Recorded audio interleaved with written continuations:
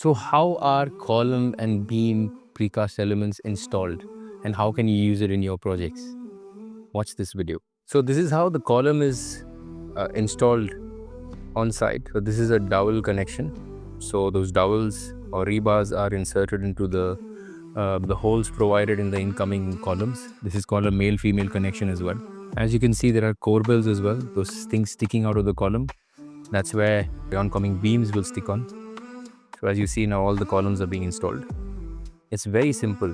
Now what you have to understand is when the foundation is being cast, I repeat myself again, when the foundation is being cast, that time is enough for you to complete the production of these elements, which means as soon as your foundation is completed, you can bring these elements in.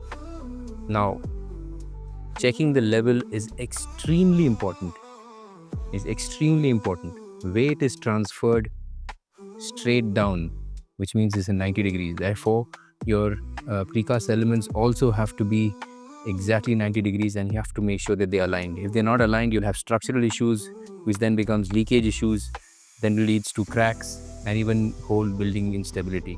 So the people who install these precast elements have to be extremely skilled.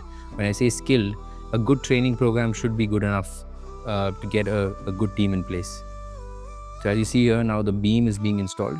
This is a special connection detail where it looks very seamless, and this is a mechanical connection. Unlike the other connection that where you saw with the column, that is a concrete grout connection. This is a mechanical connection. You can use the same dowel connection for beams and columns as well. Well, here they're using this particular system. There are many different ways that you can connect precast elements. These are just a few.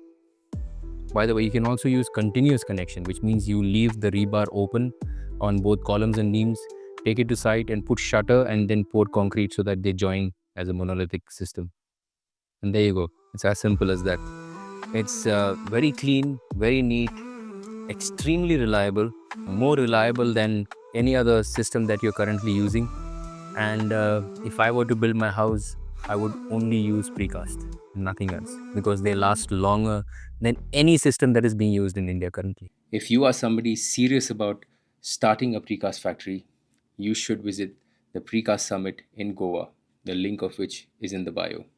If you do not want to attend that, let us know what you want us to answer in the comment section below, and we'll try our best to answer every question in a video or in the comment section itself.